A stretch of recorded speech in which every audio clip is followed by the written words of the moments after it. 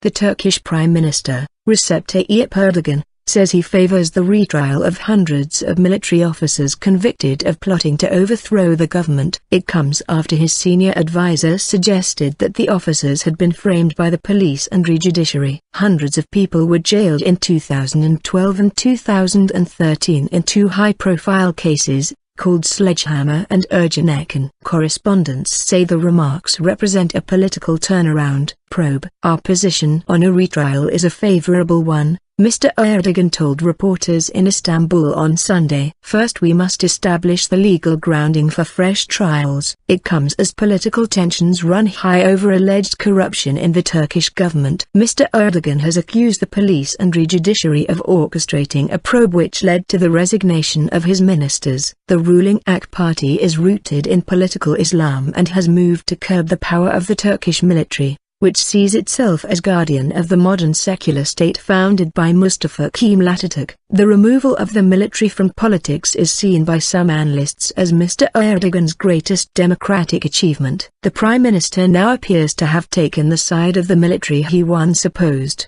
says the BBC's James Reynolds in Istanbul. In recent days, the army has filed a criminal complaint calling for retrials. During the early years of his administration, Mr. Erdogan formed an unofficial alliance with prosecutors in an effort to remove the military from politics. Our correspondent says this effort culminated with two major trials relating to separate alleged plots, Sledgehammer and Ergenekon. They were seen as major challenges to Turkey's secularist traditions.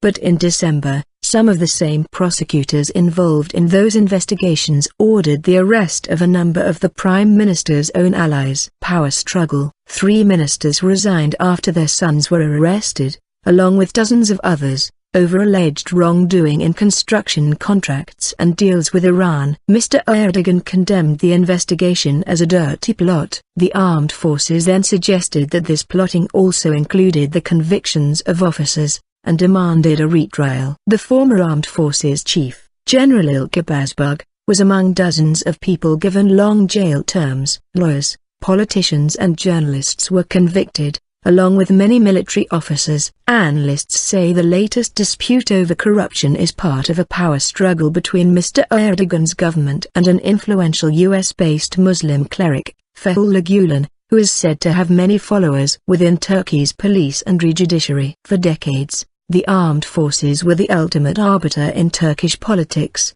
Between 1960 and 1997, the military forced out 4 civilian governments. But over the last decade, Mr. Erdogan's government has changed the balance of power in Turkey.